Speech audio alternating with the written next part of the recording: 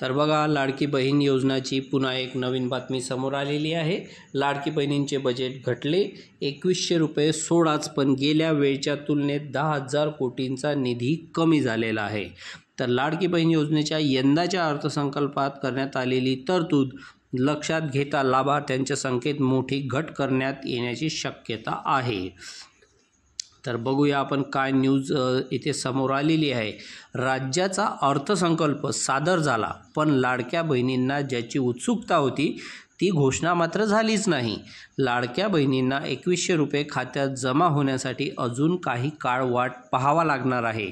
पण त्यासोबत या योजनेच्या तरतुदीसंबंधीही एक मोठी माहिती समोर आली आहे। लाडकी बहीण योजनेच्या निधीत घट करण्यात आला असून ती पुढील वार्षिक वर्षासाठी 36,000 कोटी इतकी असेल।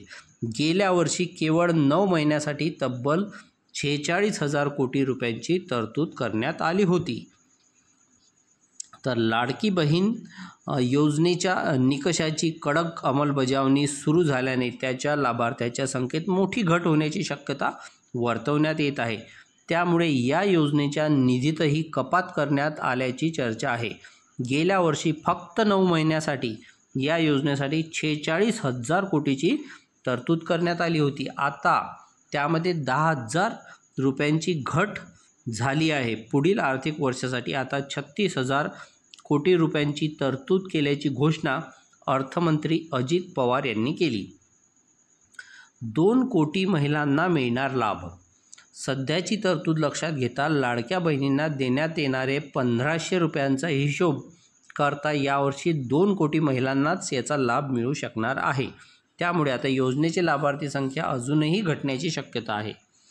लाभार्थ्यांची संख्या घटण्याची शक्यता बघा कशी आहे। डिसेंबर अखेर 2,46,00,000 महिला लाभार्थी होत्या। त्यातील 5 लाख महिला अपात्र झाल्यानंतर जानेवारीच्या अखेर 2,41,00,000 महिला लाभार्थी महिला पात्र ठरल्या। ही संख्या मार्च अखेरपर्यंत आणखी घटण्याची शक्यता आहे। निवडणूक काळात महायुती सरकारने लाडक्या बहिणींना 2100 रुपये देण्याची घोषणा केली होती, मात्र या अर्थसंकल्पात ती घोषणाच राहिली। या उलट मागील तरतुदीपेक्षा कमी तरतूद अर्थसंकल्पात केल्याने मोठ्या प्रमाणात लाभार्थी घटण्याची शक्यता वर्तवली जात आहे। लाडक्या बहिणींना 2100 रुपये नाहीच असं हेडिंग या ठिकाणी दिलेलं आहे। तर चला बघूया काय लिहिलेलं आहे। लाडकी बहीण योजनेतून आतापर्यंत 23,232 कोटी खर्च झाला असून 2,53,00,000 महिलांना याचा लाभ मिळाला आणि 2025-26 मध्ये 36,000 कोटीची तरतूद करण्यात आली आहे। मुख्यमंत्र्यांनी अर्थसंकल्पाच्या वेळी 2100 रुपये देऊ असं म्हटलं होतं। महायुती सरकारने जे 2100 रुपये देण्याचे आश्वासन दिलं होतं ते यंदाच्या अर्थसंकल्पात पूर्ण होणार अशी चर्चा होती, मात्र आता ती पूर्ण झाली नाही। तर बघा, या पद्धतीची ही बातमी इथे समोर आलेली आहे। नुकताच झालेल्या अर्थसंकल्पात 2100 रुपये लाडक्या बहिणींना देण्याची जी घोषणा होती ती काही झाली नाही।